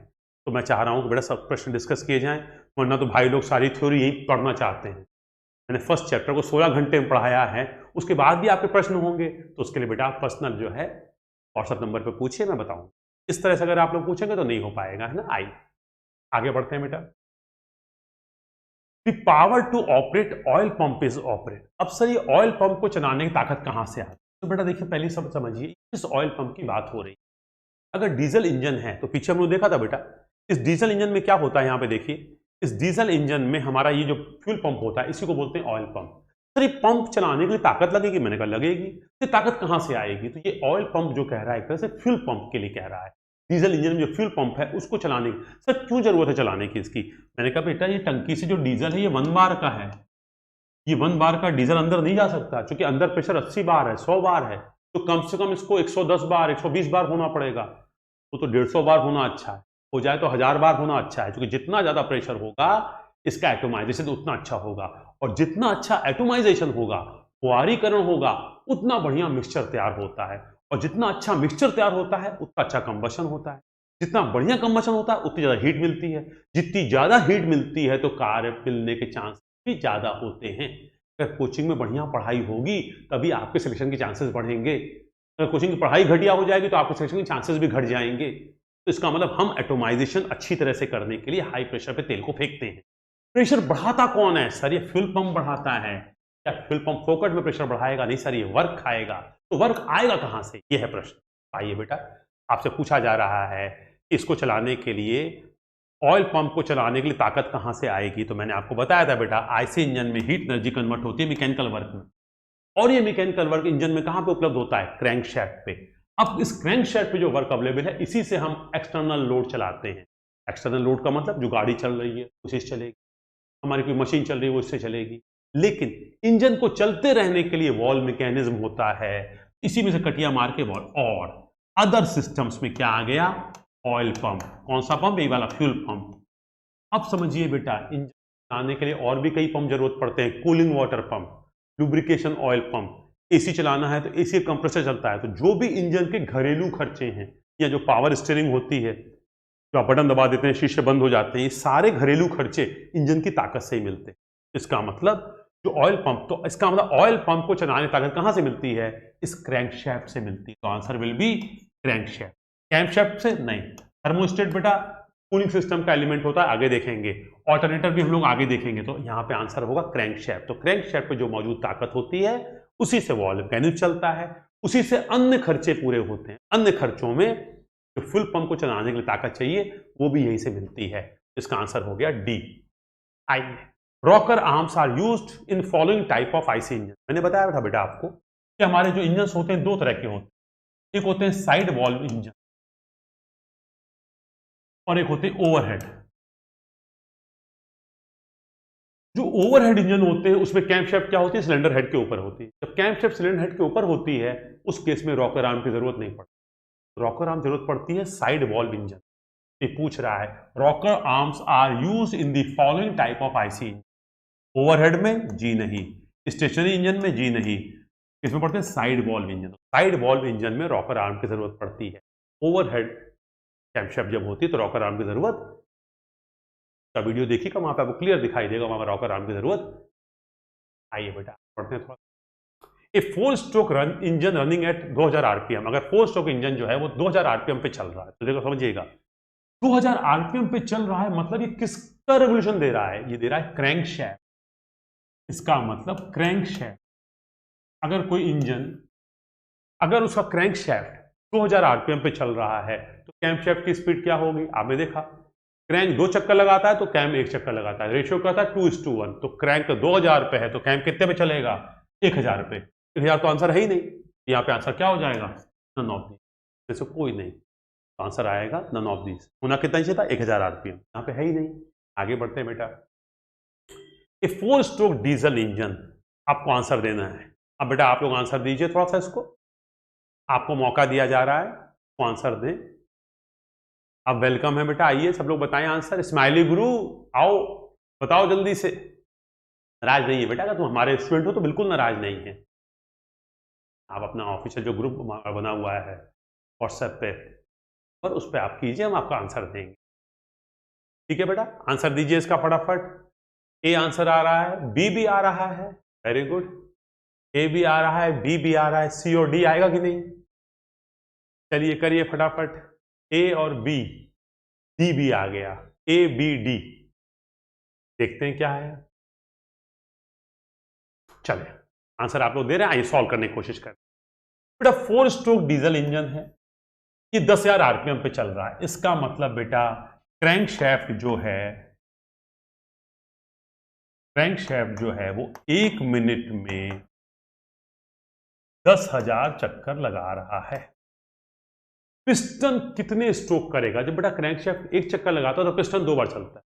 तो इसका मतलब अगर 1 मिनट में 10,000 चक्कर लगा रहा है कोई इंजन, 1 मिनट में पिस्टन कितने स्ट्रोक करेगा? 1 मिनट में पिस्टन 20,000 स्ट्रोक करेगा, क्योंकि इसके 1 चक्कर में पिस्टन नीचे आएगा और फिर पूछ रहा है 5 मिनट में कितना करेगा? 5 से गुणा कर दो, 20,000 को 5 से गुणा कर देंगे तो आ जाएगा 1 लाख। अब 1 लाख स्ट्रोक करेगा, 1 2 3 ऐसे 1 लाख करेगा। कहीं पे 1 लाख है? 1 2 3 4 5, आंसर विल बी बी। तो जितने बच्चों ने बी आंसर दिया है वो सही है बेटा। ठीक है, कुछ नहीं है, सिर्फ गुणा भाग का खेल था। मेरे ख्याल से आप सब कर सकते थे, गलती हो गई होगी किसी से गुणा भाग की आई। तो इसका आंसर हो गया बेटा बी। अब बेटा ratio of teeth on crank gear and cam gear, यहां पे जो क्रैंक गियर है ये, अगर ये 1 है और ये 2 है तो आपसे पूछ रहा है T1 अनुपाते T2। तो हमने अभी थोड़ी देर बाद डिस्कस किया, T1 अनुपाते T2 क्या होगा? 1 अनुपाते 2। लेकिन अगर अभी मैं पूछ लूं N1 अनुपाते N2 तो क्या हो जाएगा? 2 अनुपाते 1। तो यहां पे क्या पूछ रहा है? क्रैंक गियर पे और कैम गियर पे, ये वाला क्रैंक गियर है, ये वाला कैम गियर है। क्यों? क्रैंक शेफ्ट पे लगा है तो क्रैंक गियर, कैम शेफ्ट पे लगा है तो कैम गियर। क्या होगा रेशियो? सर क्रैंक गियर और कैम गियर का रेशियो होगा 1:2। तो answer will be B. Answer क्या होगा? बी, 1:2। आगे बढ़ते हैं थोड़ा सा। A 4 stroke diesel engine having 50 strokes per second will have, देखिए ब्लू कलर है, इसका मतलब आपसे आंसर की जरूरत है। प्लीज इसका आंसर दीजिए। चलिए आप लोग से पूछा जा रहा है, आंसर दीजिए। अब फटाफट कैलकुलेट करके आंसर दीजिए। 4 स्ट्रोक डीजल इंजन है, 1 सेकेंड में 50 स्ट्रोक कर रहा है।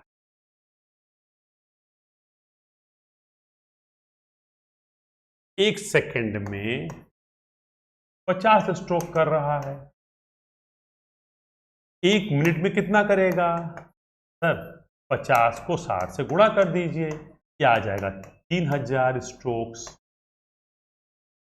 अगर 3000 स्ट्रोक करेगा तो जब पिस्टन 2 स्ट्रोक करता है तो क्रैंकशाफ्ट 1 चक्कर लगाता है। अगर इसने 3000 स्ट्रोक किए हैं तो इंजन कितना आरपीएम पे चलेगा? इसका आधा। तो आंसर क्या हो जाएगा? 1500 आरपीएम। आंसर क्या आएगा? 4 stroke diesel engine having 50 strokes per second will have crankshaft rotating at. क्या बात है बेटा, मैंने गलत किया कि आप लोग गलत कर रहे हो? आप लोग ए दे रहे हो, एक बच्चे ने सी दिया है, बाकी सब बी दे रहे हैं। बेटा समझने की कोशिश करिए, हो सकता है मैं गलत कर रहा हूं, और दोबारा चेक करते हैं भाई। सब बच्चों ने सी तो 1-2 बच्चों ने दिया है ना? आइए, वेद प्रकाश जी ने अपना आंसर वापस ले लिया, मैसेज रिट्रैक्ट। वाह बेटा, 4 स्ट्रोक डीजल इंजन है, 1 सेकेंड में 50 स्ट्रोक, 1 2 3 4 5 से 50। तो 1 मिनट में कितना करेगा? 1 मिनट में करेगा 60 × 50, हो गया 3000। अगर 3000 स्ट्रोक कर रहा है तो कितने चक्कर लगाएगा? 1500 चक्कर। इसका मतलब 3000 स्ट्रोक, 2 स्ट्रोक पे 1 चक्कर। तो आंसर हो गया 1500 आरपीएम। तो क्रैंकशाफ्ट की स्पीड क्या होगी? 1500 आरपीएम। अब देखिए बेटा, कई बच्चों ने इसको गलत किया। इसका मतलब था थोड़ा सा इस सवाल में आप फंस गए, जबकि ऐसा कुछ नहीं था। तो अब ये सवाल किसी बुक का नहीं है, पूरे शीट में मैंने था 5-6 सवाल अपने से बना के भी डाल दिए थे। बेटा आपको ये कर लेने चाहिए थे। कोई बात नहीं, आगे चलते। तो 27 तक हम लोग पहुंच गए, थोड़ा सा आगे बढ़ते हैं बेटा। अब देखिए, हम लोग ने पढ़ा था वॉल टाइमिंग डायग्राम। तो कह रहा है किसी 4 to FSPE का मतलब 4 स्ट्रोक पेट्रोल इंजन जिसका आरपीएम 750 है, सक्शन वॉल्व खुलता है टीडीसी पे। सर क्रिटिकली टीडीसी पे खुलता है, एक्चुअली टीडीसी पे नहीं खुलता। तो क्या ये बात सही है? नहीं सर।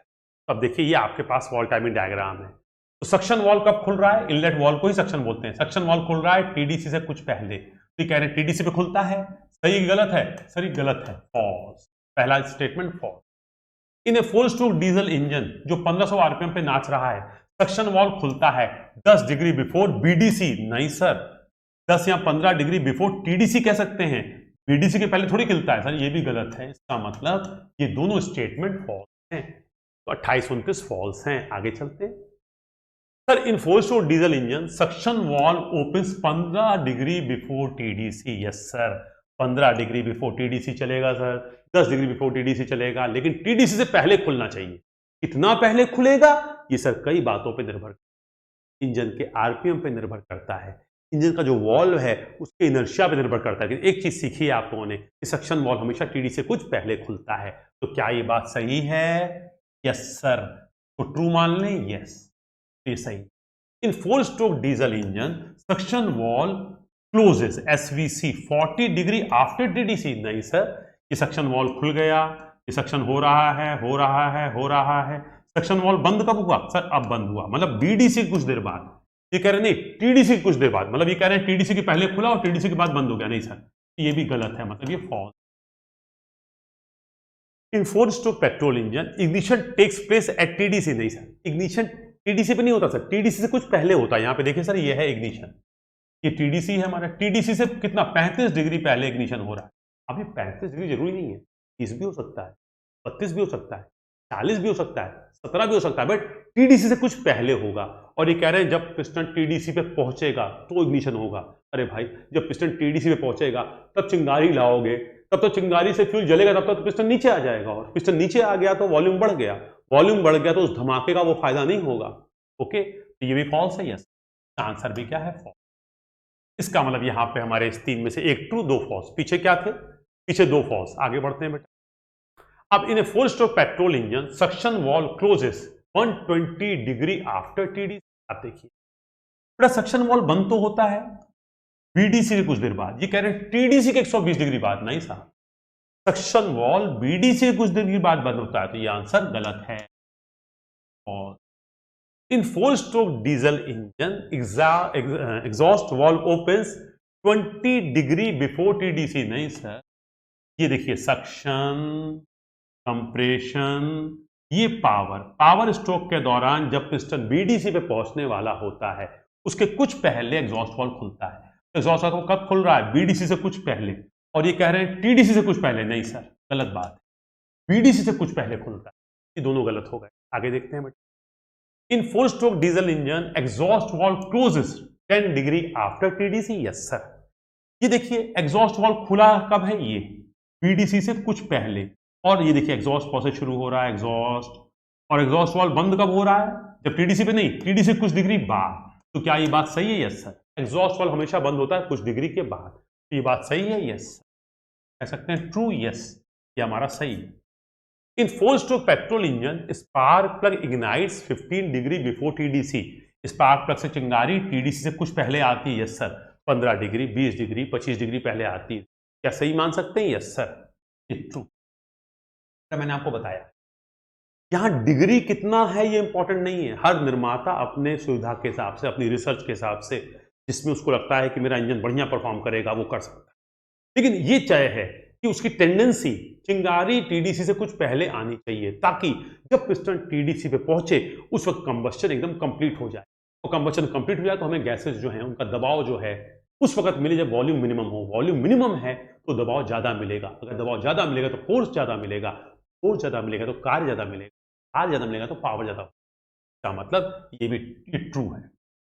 इन 4 stroke diesel engine exhaust valve opens 25 degree before BDC. Yes, exhaust valve कब खुल रहा है? एग्जॉस्ट वॉल खुल रहा है बीडीसी से कुछ पहले। सर यहाँ 50 डिग्री दिया, मैंने कहा 50 डिग्री, 40 डिग्री, 35 डिग्री चलेगा, 25 डिग्री चलेगा, पहले खुल रहा है। Yes sir, before BDC. Yes, तो ये भी ट्रू। इसका मतलब बेटा 35, 36, 37 तक ट्रू है। तो हम लोग कहां तक पहुंच गए? 37 तक पहुंच गए। अब देखिए बेटा, 1 घंटा समय हो गया, हम लोग को पहुंचना था 61 सवाल तक। 1 घंटे में तो पहुंच नहीं पाए बेटा। 15-20 मिनट हम लोग कंटिन्यू आगे करते हैं और जो बचेगा हम लोग कल उसको आगे कंटिन्यू करें। ठीक है, आइए। तो हम लोग 37 तक तो आ गए हैं। तो मैं चलिए आप लोगों से व्यू ले लेता हूं। क्या हम 15 से 20 मिनट क्लास आगे कंटिन्यू कर सकते हैं? चैटिंग करके आप बताइए यस या नो। यस या नो में से आंसर बताइए। क्या मैं 15-20 मिनट क्लास को आगे कंटिन्यू कर सकता हूं? कि हम लोगों ने बेटा 1 घंटे क्लास प्लान की थी। अगर आप कहिएगा तो हम 15-20 मिनट और चलाना चाहते हैं, ताकि कल के लिए थोड़ा लोड कम हो जाए। नहीं तो कैसे हो पाएगा? बेटा आंसर बताएं, यस कंटिन्यू करें कि ना करें। अगर आप चाहते हैं हम कंटिन्यू करें तो चैटिंग में आंसर दीजिए यस, और आप चाहते हैं कंटिन्यू नहीं करिए, सब थक गए, भूख लग रही है, तो बोलिए नो। तो यस, मोस्टली बच्चे यस बोल रहे हैं। कोई नो बोलेगा भी नहीं डर के मारे कि नाम देख लेंगे हम उसका, है? बच्चे भी कम थोड़ी हैं। यूट्यूब पे स्माइली गुरु से आ जाएंगे, क्या पकड़ेंगे किशनानी से? ऐप पे तो हम पकड़ लेंगे बेटा, ऐप पे तो एक का रोल नंबर हमारे पास है। चलिए ओके, थैंक यू बेटा। अब चैटिंग को रोक दिए थोड़ी देर के लिए बेटा, आइए थोड़ा सा आगे बढ़ते। तो हम लोग बेटा 37 प्रश्न तक आ गए, आइए कंटिन्यू करते हैं। अब हम 38 पे कंटिन्यू कर रहे हैं आगे बेटा। इन ए 4 स्ट्रोक पेट्रोल इंजन या इन a 4 stroke petrol cycle compression, अब कंप्रेशन स्ट्रोक की बात हो रही है, starts 40 degree after BDC and ends 30 degree before TDC. अब देखिए, हरे कलर से दिखाया गया है सक्शन, ब्लैक कलर से कंप्रेशन। कंप्रेशन कब शुरू हो रहा है? बीडीसी के कुछ देर बाद कंप्रेशन शुरू हुआ। तो बीडीसी के बाद, तो स्टार्ट्स 40 डिग्री आफ्टर बीडीसी, ये सही है, and ends 30 degree before TDC. अब देखिए बेटा, कायदे से कंप्रेशन तो खत्म हो रहा है यहां पे आके टीडीसी पे। तो अभी कह रहे हैं 30 डिग्री पहले खत्म हो गया, तो बेसिकली ये कर क्या रहे हैं, जहां पे इग्निशन हो गया वहां पे कंप्रेशन खत्म मान रहे हैं। तो वास्तव में सही नहीं है, लेकिन चलिए ये हिस्सा तो सही है, यहां पे थोड़ा सा कंफ्यूजन है। तो हम ए आंसर को आधा सही मान, आगे देखेंगे अगर इससे अच्छा आंसर मिल गया तो इसको सही नहीं मान, पर इससे अच्छा आंसर नहीं मिलेगा तो मजबूरी में इसको हम मानना पड़ेगा। Starts at 40 degree before BDC. भैया जो कंप्रेशन है, कंप्रेशन तो शुरू होता है बीडीसी के बाद, तो ब्लैक लाइन कहां आ रही है? बीडीसी के बाद, तो ये तो गलत हो गया। स्टार्ट्स एट बीडीसी, बीडीसी पे शुरू होता है, बीडी पे तो शुरू नहीं हो रहा, बीडीसी कुछ बाद शुरू हो रहा है, तो ये भी गलत हो गया। मे स्टार्ट एंड एंड एनीवेयर, कहीं भी शुरू हो सकता है, कहीं भी खत्म हो सकता है? इनके पिताजी का राज है क्या? नहीं। तो इसका मतलब ये भी गलत हो। अब चूंकि आगे के तीनों आंसर गलत हो गए, तो अब हमारे पास जो ए आंसर है, आधा हिस्सा तो पूरा पूरा सही है। अब ये कह रहे हैं कि एंड होता है 30 डिग्री बिफोर टीडीसी। कायदे से देखो, ब्लैक लाइन यहां शुरू हो रही है, यहां खत्म हो रही है, तो ये हमारा पिक्चर ही दिखा रहा है कि कंप्रेशन शुरू हो रहा है बीडीसी से कुछ देर बाद, और कहां तक जा रहा है? टीडीसी तक। तो अब हमें इस आंसर को हम एक्सेप्ट कर रहे हैं, क्योंकि और कोई आंसर देखा है नहीं, तो आंसर हम ले रहे हैं ए। शायद खुरमी जी का सवाल है, तो कायदे से 30 डिग्री पहले खत्म नहीं होगा, क्योंकि कंप्रेशन स्ट्रोक के दौरान चिंगारी भले 30 डिग्री पहले आ जाएगी, पर चार्ज को कंप्रेस करके पिस्टन टीडीसी तक जाएगा। चिंगारी आएगी, चिंगारी आते ही फ्यूल नहीं जल पड़ेगा, चिंगारी आई है, फ्यूल जलने की प्रक्रिया शुरू हो जाएगी, और इस दौरान पिस्टन अपनी इनर्शिया की वजह से ऊपर जाएगा। इसका मतलब कंप्रेशन ब्लैक वाली लाइन है। तो हम फिलहाल आंसर ए ले रहे हैं, और इसका सही आंसर यही है, परंतु यहाँ पे एंड्स एट बीडीसी टीडीसी होना चाहिए, 30 डिग्री बिफोर नहीं होना चाहिए। चलिए आगे। इन a 4 stroke cycle petrol engine the expansion. अब देखिए बेटा, एक्सपेंशन कहां हो रहा है?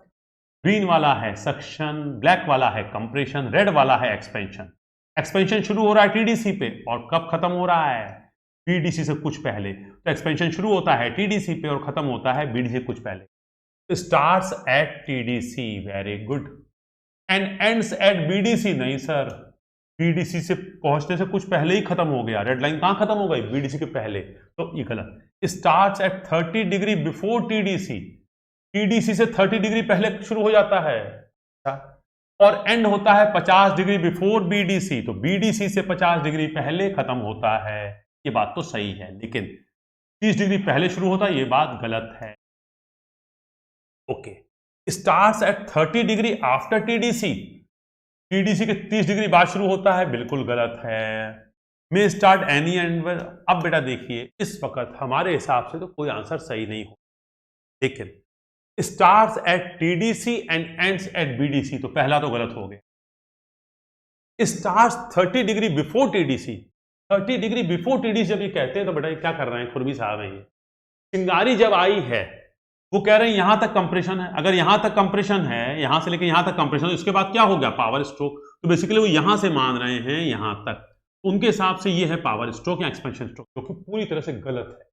और खुरमी साहब के हिसाब से ये सही है, तो खुरमी में आंसर दिया हुआ है आपका ये। उस हिसाब से आप इसको सही मान सकते हैं, लेकिन मेरे हिसाब से चारों उत्तर गलत। सही उत्तर होना चाहिए था टीडीसी पे शुरू होता है और बीडीसी से कुछ पहले खत्म, पर इसमें से एक भी उत्तर ऐसा नहीं।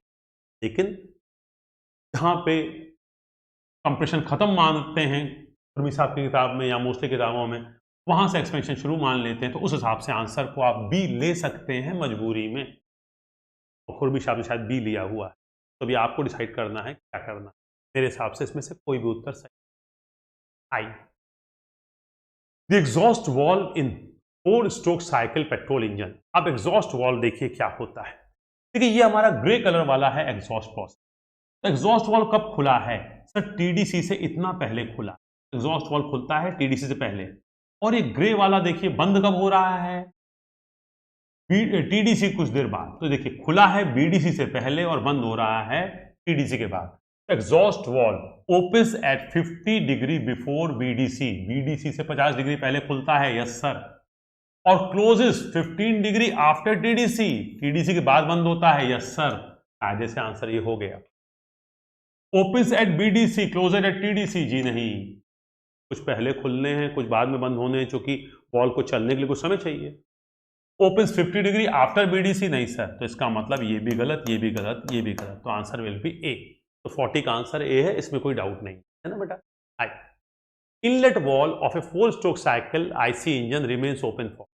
किसी आईसी इंजन का जो इनलेट वॉल है वो कितनी देर के खुला रहता है सर। थ्योरेटिकली तो होता है सर यहां खुलना चाहिए था और यहां बंद होना चाहिए था 180 डिग्री। कुछ देर हमने पहले खोल दिया है सर और कुछ देर बाद है बंद है। तो अगर इसको भी जोड़ दें और इसको भी जोड़ दें तो 15 और 30 हो गया 45।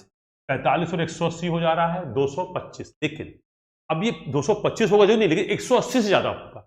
180 से ज्यादा जो आंसर हो तो 120 तो गया, 180 से ज्यादा तो ये भी आंसर गया। अब आंसर 270 हो सकता है, 230 हो सकता है। अब 270 का मतलब 180 में 90 जुड़ गया। और ये मैंने समझाया था आपको बेटा कि जब हम कंप्रेशन स्ट्रोक में ऊपर की तरफ चलते हैं तो हम वॉल को खुला रखते हैं। ये वॉल तभी तक खुला रखते हैं जब तक इस चार्ज के वापस भागने का डर ना हो। अगर आप इसको ज्यादा देर खुला रखेंगे और अंदर का प्रेशर एटमॉस्फेयर ज्यादा हो जाएगा तो चार्ज भाग जाएगा। इसका मतलब मैं इस आंसर को एक्सेप्ट नहीं कर रहा हूं, मैं इस उत्तर को ले रहा हूं। 180 से थोड़ा ज्यादा होता है, कितना ज्यादा होता है मिला जुला के देखें तो 50 डिग्री करीब ज्यादा है। 270 बहुत ज्यादा हो, ये दोनों आंसर हो सकते थे, परंतु ये सर बहुत ज्यादा होने की वजह से मैं इसको ले नहीं रहा हूं। इतनी बात को आप समझ गए हैं, आगे चल 41 तक हम लोग आ गए। 42 में क्या है, ये 2 स्ट्रोक साइकिल इंजन है। अब पूछ रहा है 2 स्ट्रोक साइकिल में क्या होता है। 1 suction valve and 1 exhaust valve. Sir 2 stroke में तो वॉल्व होते ही नहीं। 1 suction valve and 1 exhaust valve operated by 2 cams, 1 cam। Sir ना वॉल्व होते हैं ना कैम होती है ना कैम मैकेनिज्म होता है, तो दोनों आंसर गए। Only ports covered and uncovered by piston to affect charging and exhausting। यार 2 स्ट्रोक इंजन में पोर्ट होते हैं और जो पिस्टन के चलने से खुलते और बंद होते हैं और उनके खुलने और बंद होने से चार्ज अंदर आता है, जली हुई गैसेस बाहर जाती है। तो बेस्ट आंसर हमें दिख रहा है आंसर।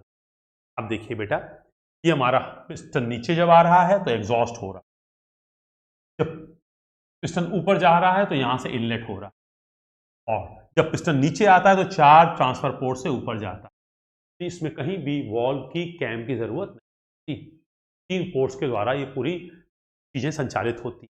और ये पोर्ट कैसे खुलते बंद होते हैं सर, पिस्टन की सापेक्ष स्थिति के हिसाब।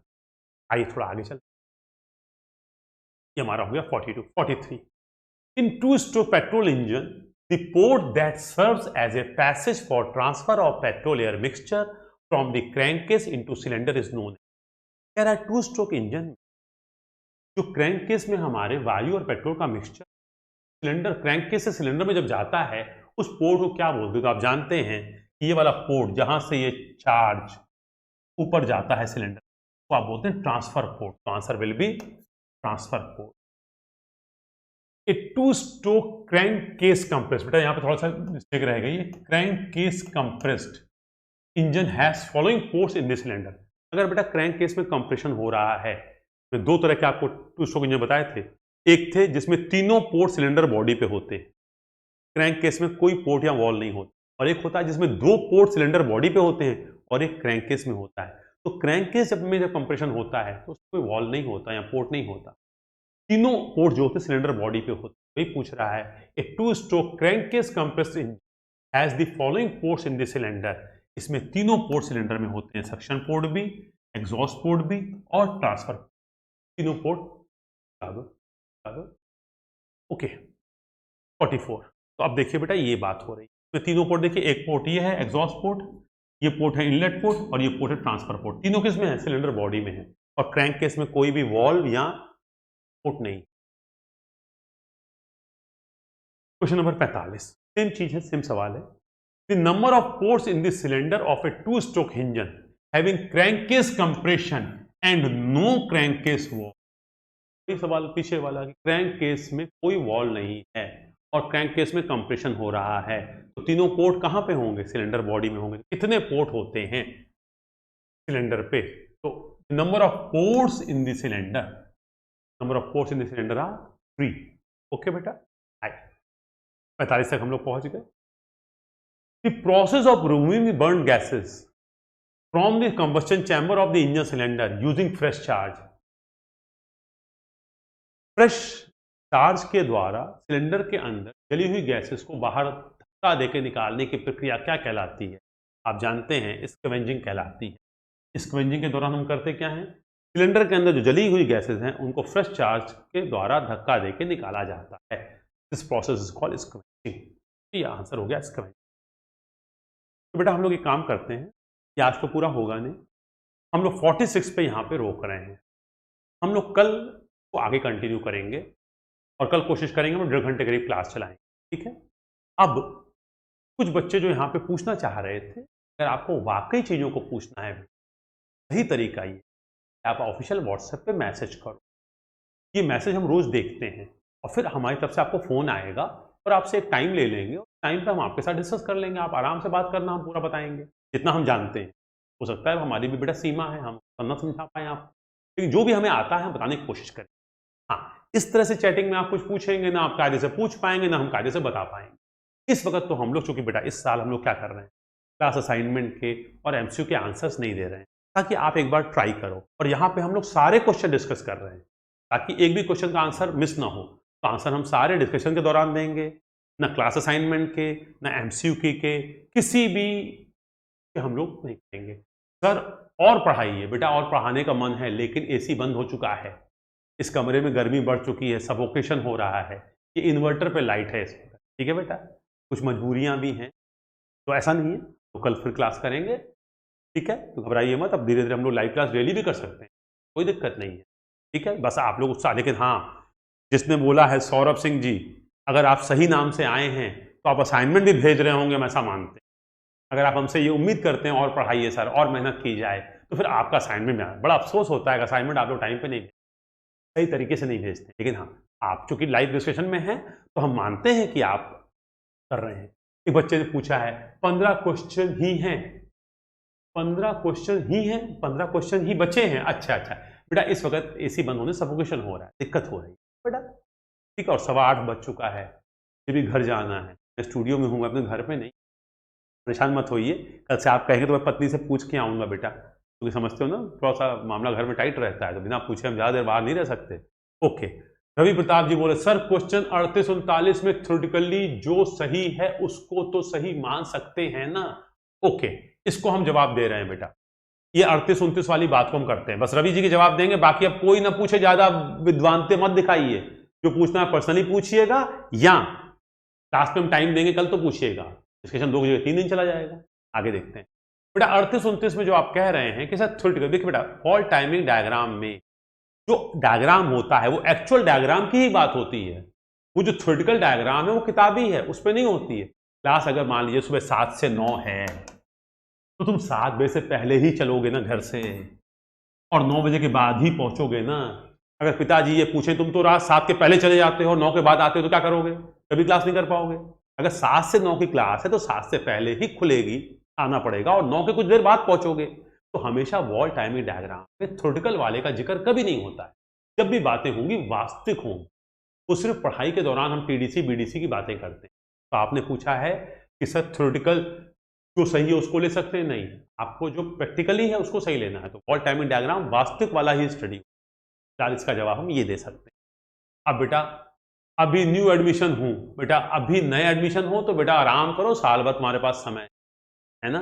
नया एडमिशन है सौरभ सिंह, न्यू बैच में आए हो तो धीरे धीरे पढ़ो बेटा, चिंता नहीं करो। बहरहाल जिन बच्चों को भी पूछना है आप व्हाट्सएप पे ऑफिशियल नंबर पे भेजिए, आपके सारे मैसेज का हम लोग जवाब देंगे, एक एक बच्चे को देंगे। फिलहाल आज हम क्लास को ऑफ कर रहे हैं, कल हम लोग क्लास अपनी 1.5 घंटे से ज़्यादा रखेंगे, कम से कम 1.5 घंटे तो करेंगे ही करेंगे, ठीक है। ओके, तो आज के लिए हम लोग थैंक यू वेरी मच। एक बच्चा पूछा सर पावर और थर्मल एफिशिएंसी में क्या डिफरेंस है, वेरी गुड, कल इसको भी बताएंगे बेटा। पावर और थर्मल एफिशिएंसी में क्या डिफरेंस है इसको भी बताएंगे, लेकिन अगर आप थोड़ा सा इंतजार करेंगे तो चैप्टर 3 कुछ नहीं है बेटा, चैप्टर 3 यही है पावर एंड एफिशिएंसी।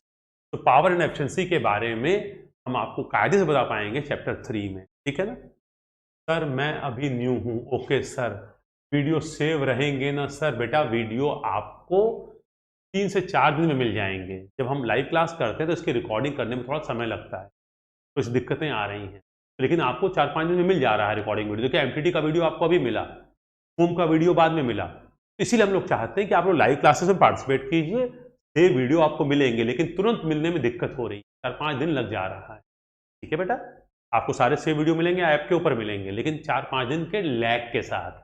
डिस्कशन जब हो जाएगा उसके 4-5 दिन के बाद मिल पाए, ठीक। चलिए, please if any doubt question ask only WhatsApp group, only on WhatsApp group. Thanks for watching. चलिए, तो हम क्लास को यहीं पे रोक रहे हैं बेटा, जो चीजें हैं कल आगे कंटिन्यू करेंगे। Thank you very much, good night.